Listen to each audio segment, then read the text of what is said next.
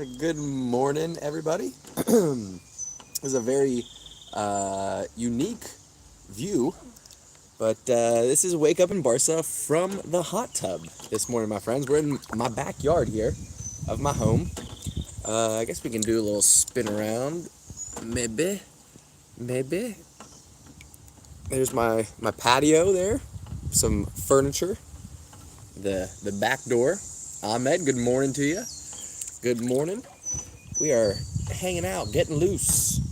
Ate too much sugar yesterday, so body's a little inflamed. We're gonna start out the day in the hot tub. Heyo. Nice bright sunshiny day. We're gonna, of course, hope that my phone doesn't fall into the water here. That would be quite the bummer. Since I didn't bring out my laptop with me, I did just check out the news before coming out here. That really the biggest takeaway, folks, is that it does not look like de Ligt is coming to Barcelona. Unfortunately, he went ahead and said that the Barcelona rumors don't make any sense.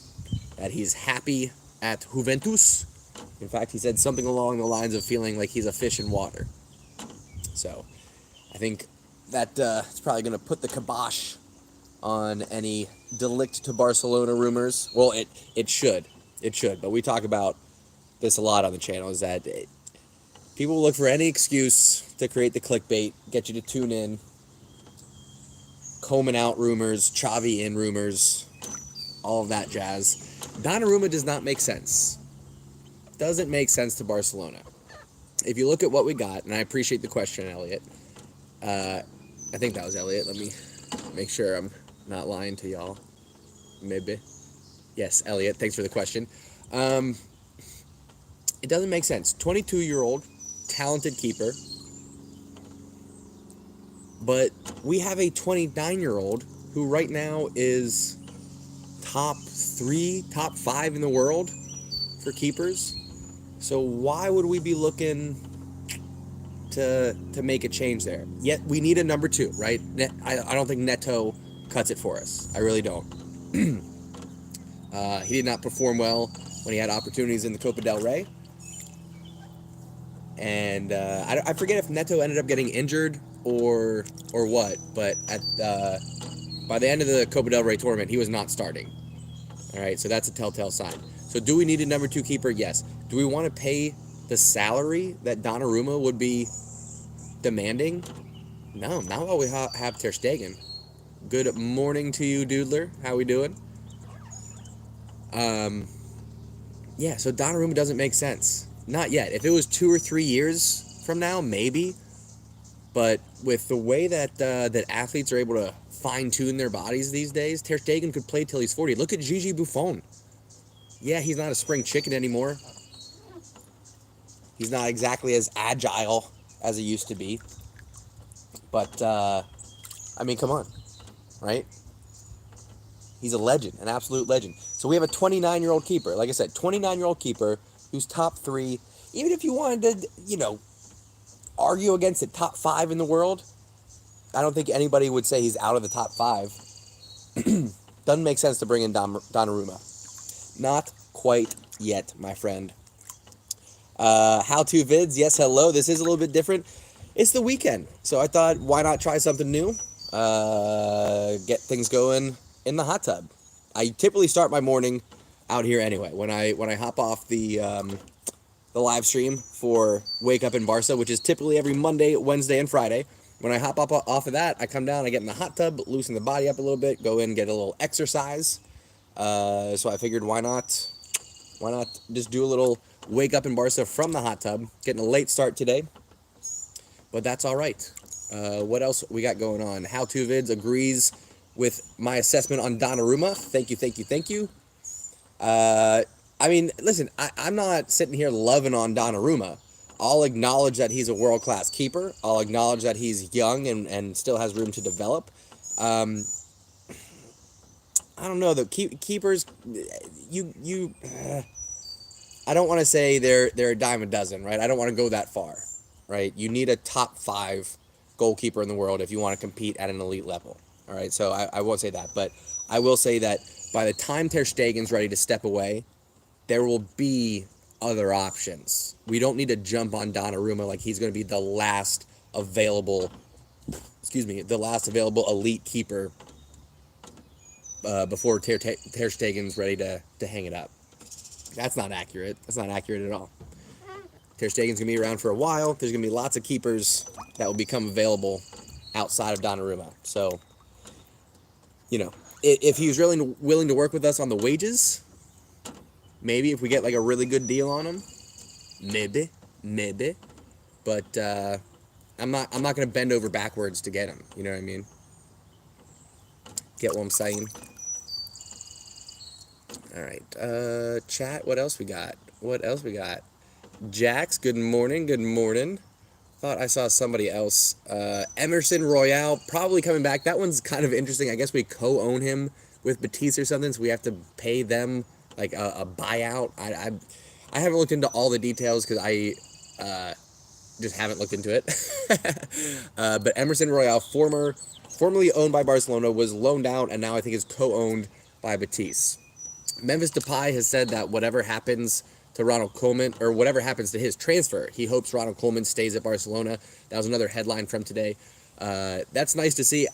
All signs are pointing to Koeman staying. I almost don't even want to talk about it anymore, but I do think Depay is going to be coming in probably in the next week or so. Now that Champions League is over, that's the last thing for club football, if I'm not mistaken. Well, no, not necessarily. There's like Super Copas and some stuff like that going on. There's a few more club matches, but with Champions League being done and June 1st being just around the corner, I think we can expect... Whoops, keep knocking the phone around here. I think we can expect those signings to be official. Ooh, how's everybody else doing? What other headlines do we need to discuss today? We've talked about Donnarumma. We've talked about de Ligt not happening. De Ligt has come out and said, yo, I'm happy where I am. Levi, how we doing? Good morning to you all.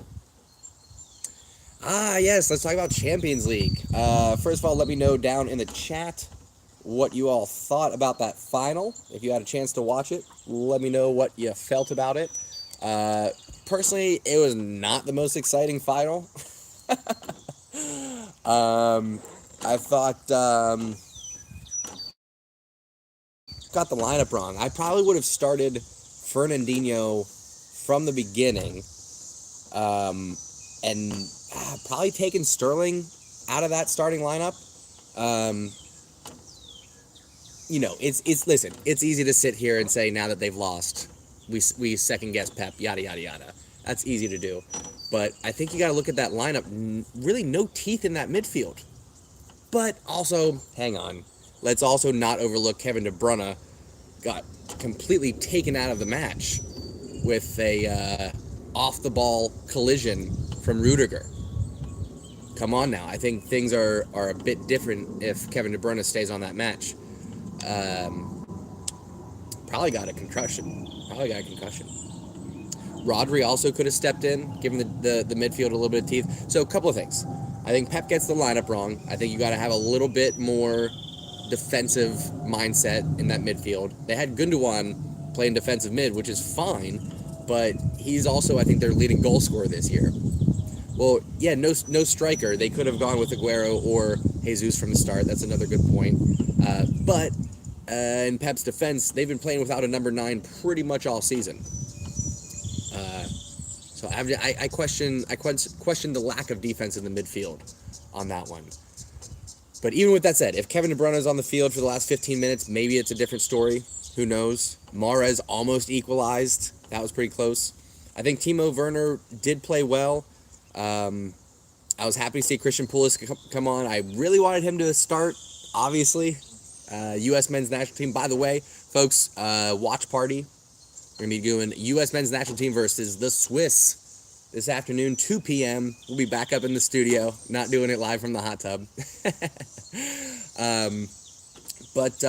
So I thought Pulisic played well. Pulisic almost scored. It was so close. Had a perfect run. I think it was Havertz, the goal scorer, who left it off for Pulisic. Had a defender pressing him, but he tried to chip the keeper, and it was just left, just wide of the post. It would have been incredible, absolutely incredible for the young American to score in his first Champions League final. I don't know, Levi. Like, you might be right. You might be right. I think that's a logical conclusion given the results, given the fact that they didn't score. So I really can't say that you're wrong on that one. But yeah, the Pulisic almost scoring, that was exciting. I leaped up for that one. What if, right? What if? But it's an exciting step for the U.S. men's national team. What's up, nobody? How we doing? They, either way, whether it was going to be City or whether it was going to be Chelsea, we had a player for the U.S. men's national team on both of those squads. So we were going to get the first player to win. Luckily enough, Pulisic is in a position where he actually got on the pitch, had a good run out there, 30, 35 minutes, something like that. Good performance. Happy to see it. And then, like I said, U.S. men's national team has like 10, 11 players right now that are playing at major clubs in Europe, in big leagues. It's not like it was 10 years ago where we have 3 or 4 players like Dempsey was over in Europe. Who else? Carlos Bocanegra back in his day. Steve Cherundolo had an amazing run in Germany. I'm sure I'm forgetting a handful of players. But even those players were at lower clubs, or if they were at bigger clubs, they weren't getting playing time. And now you're seeing Tim Weah, Gio Reyna,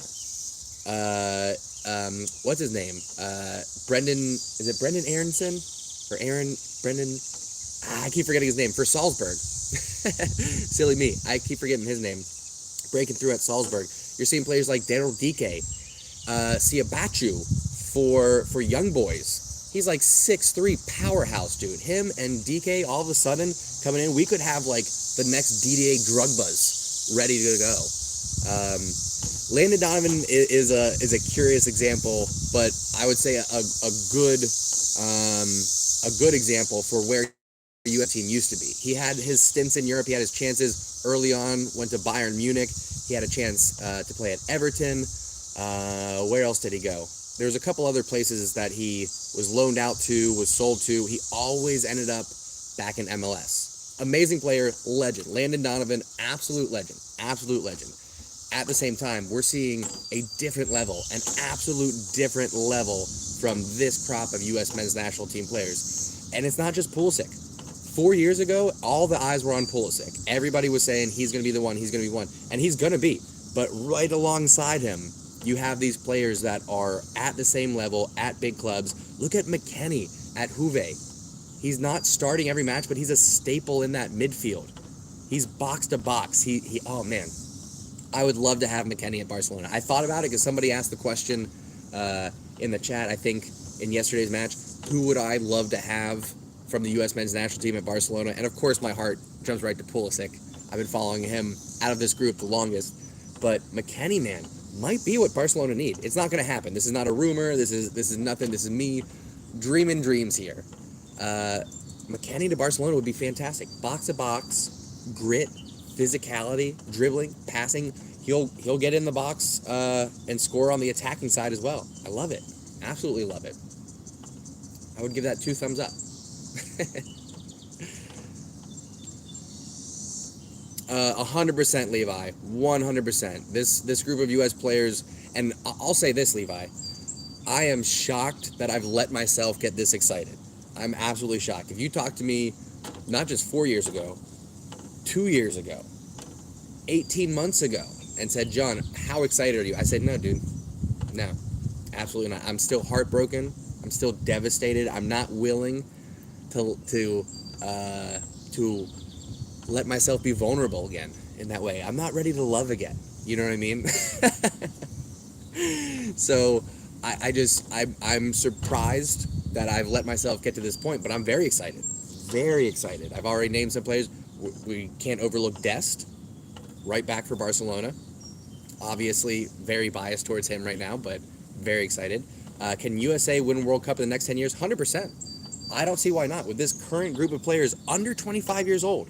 So they're going to get the 2022, 2026, and some of them will stick around for the 2030 as crafty veterans. So they're going to get 2 or 3. But if you say in the next 10 years, yeah, man, they're going to be in their prime for these next 2. They're all going to be like 20, 23, 24, 25, and then they're going to be 27, 28, 29 for the next one. So that's, let's go. These next 2 World Cups, here's what I think is going to happen. I think we're going to have a Cinderella-type run. I hope that we avoid... Here's what happened in 2006, my friends. Some of you, I know, are a little bit young. You might not have been around, or maybe weren't following the U.S. men's national team. Let me give you a little history lesson. In 2005, going into the 2006 World Cup, USA was ranked number 5 in the FIFA rankings. Number 5 in the FIFA rankings. USA. All right? Now, they've made a lot of changes to that ranking system since then, and it's pretty much because of what happened with USA. Number 5 going into that, we got put in a group with, it was Ghana, Czech Republic, and Italy. We got smoked. We got absolutely smoked. Opening match, Czech Republic housed us. It was 3-0, 4-0. I could be wrong. It might have even been more. We might have gotten a consolation goal at the end. Either way, they were calling it the group of death, but it didn't even matter. They were calling it group of death because we were ranked number 5. We had no business being ranked number 5. So they've changed the rankings. But point being, I don't want that kind of hype going into this World Cup. I would, as excited as I am, and as much as I'm sitting here with a big smile on my face, saying yes to the U.S. men's national team, let's put a cap on that. Let's not put those expectations. I'm hoping that they come in, have a strong performance, show that we belong. That's what we need to see. In years past, when we come up against these European powerhouses, the South American powerhouses, we look intimidated. We look like we don't know what we're doing out there, and we have this mentality of being lesser than because we're American. Can't have that anymore. We got to move on from that. And players like Pulisic, like Reyna, like Brooks at Wolfsburg, like Matt Miazga, who's actually also owned by Chelsea but has been loaned out, I think most recently to Anderlecht, if I'm not wrong. Those guys, that generation, they got that swagger, that confidence, and they got the play to back it up. That's the difference. That is the difference. It's not going to be Zach Steffen. I think it's going to be Horvath, who plays for Club Brugge. I think he's going to be the starter. I could be wrong. There's also a couple of MLS keepers on the roster. So I don't think they've released the starting lineup yet. I'm going to try to hop on a little bit early for the match, and we'll go over lineups and whatnot.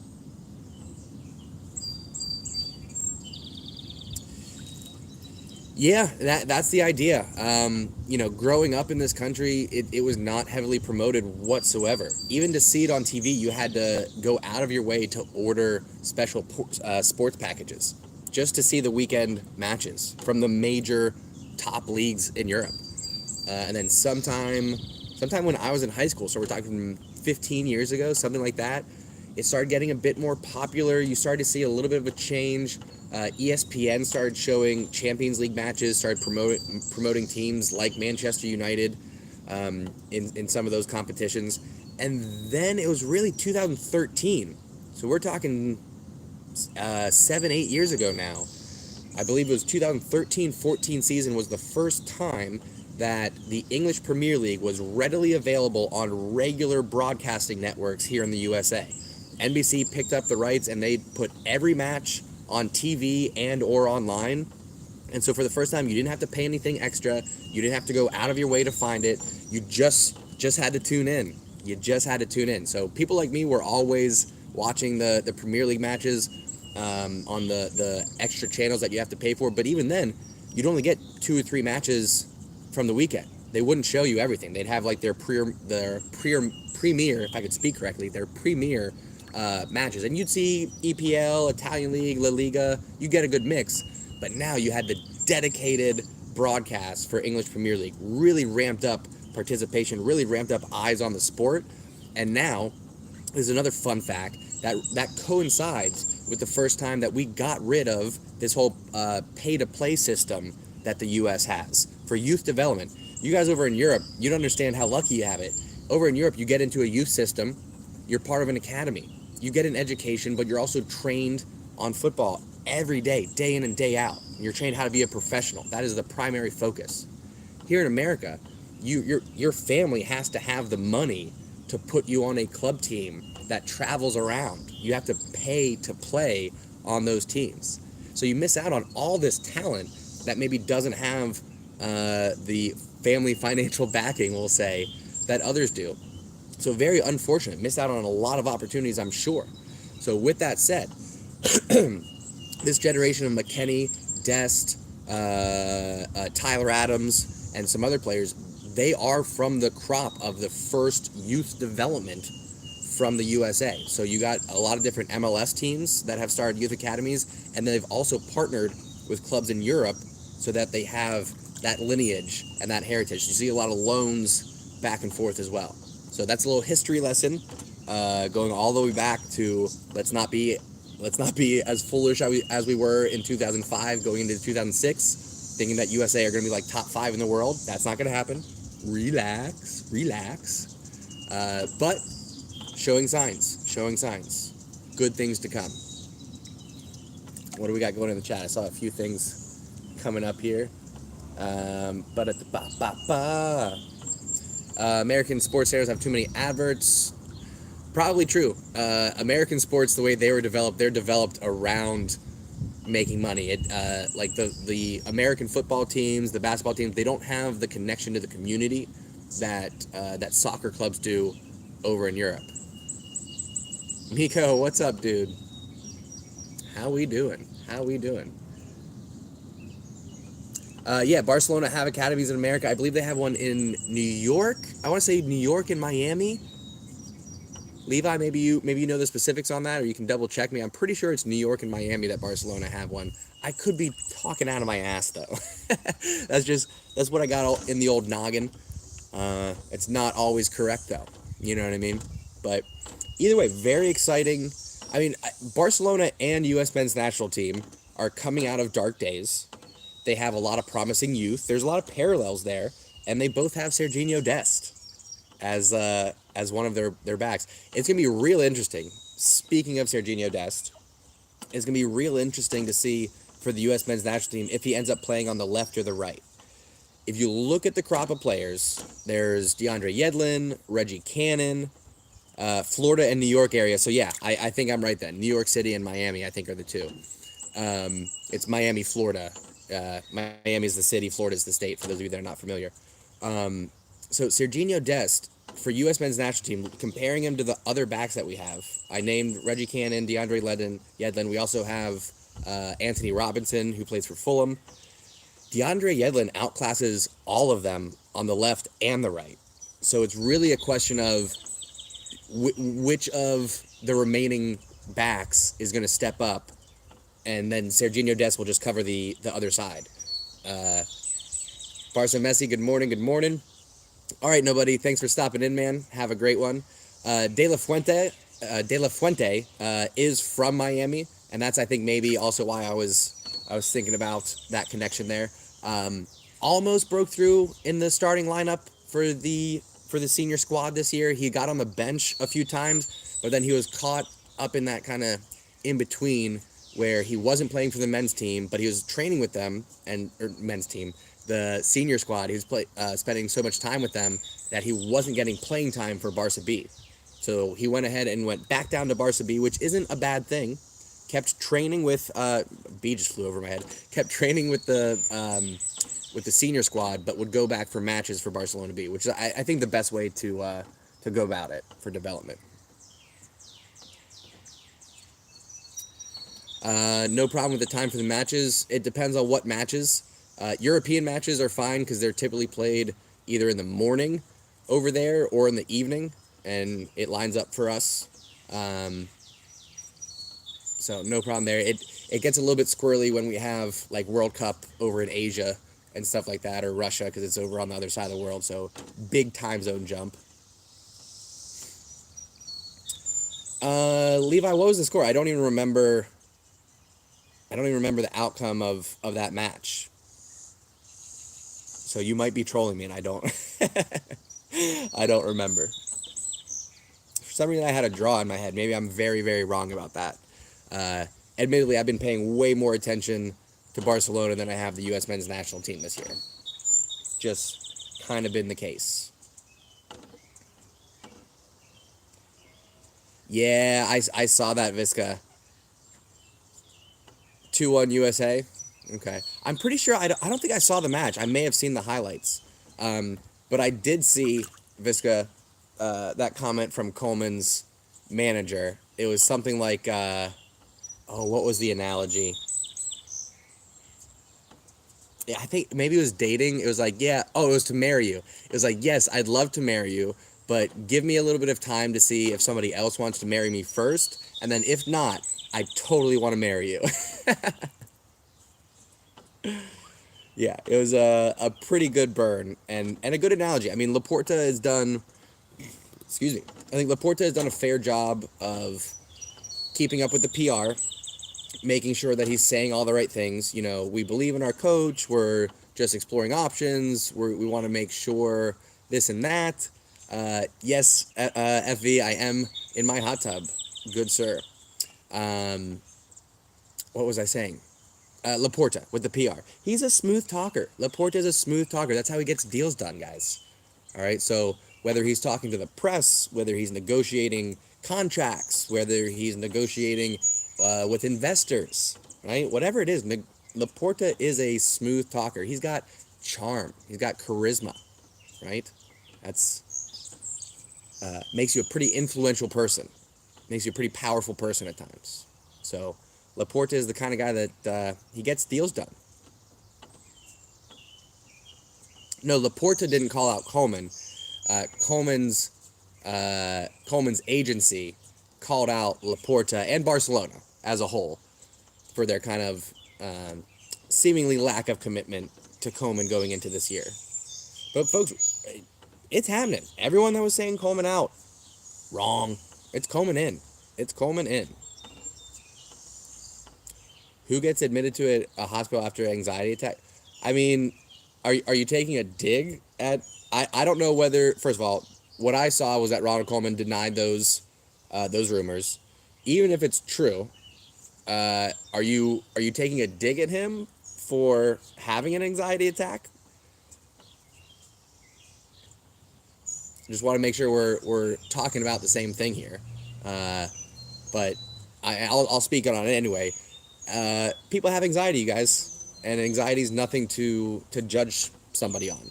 It's really not. We're at a time in human history where a lot of our biological cues are the stuff that is in our DNA that gave us our reward system, that gave us that sense of satisfaction, of value, of a job well done.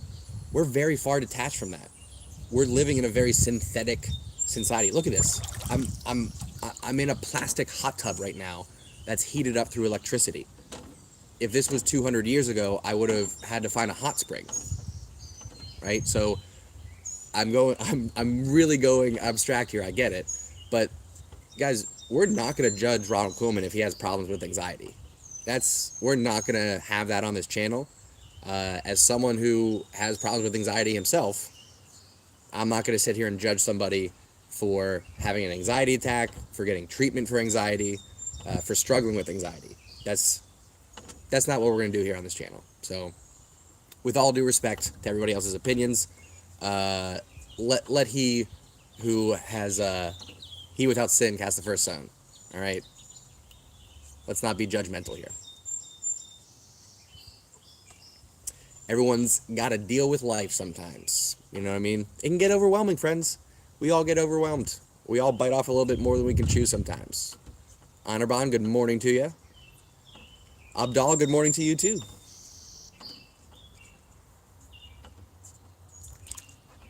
Yes, Levi, opinions.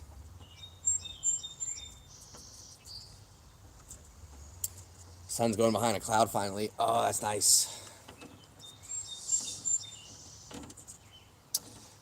Yeah, Chelsea won. I was happy to see Pulisic get on the pitch, get a little bit of time in. That was nice to see.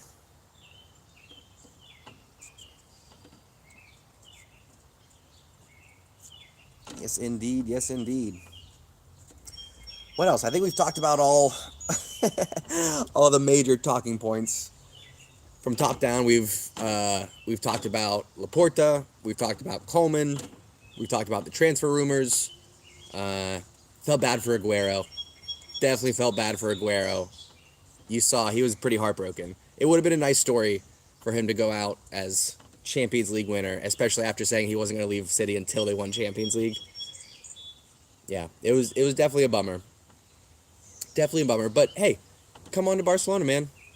We can get you a Champions League. Absolutely. Doodler, have a great day, my friend. I'm actually going to hop off myself here. This was fun. We'll do more hot tub streams in the future. Maybe this will be a weekend thing from now on. We'll see. Not making any promises. I'm dibbling, I'm dabbling, I'm testing stuff around. All right. So if you liked it, let me know down in the comments. Whatever you see on the channel that you want to see more of, you got to let me know. Because like I said, I'm testing stuff out. So if there's a video that you like, if there's a particular style or format that you find more entertaining, more engaging, I should say, anything more that you want to see on the channel, let me know. All right. I appreciate everybody hanging out. This was fun. I'm going to go inside, get in a little exercise, and then get my day moving. I'll see you all back here on the channel for U.S. men's national team versus Switzerland. That's going to be 2:15 Eastern Daylight Time kickoff. We'll start the party a little bit earlier. Call it 2 p.m. Eastern Daylight Time right here on the Undefeated channel. My friends, thank you so much for tuning in and taking a ride. We'll see y'all then. Mwah.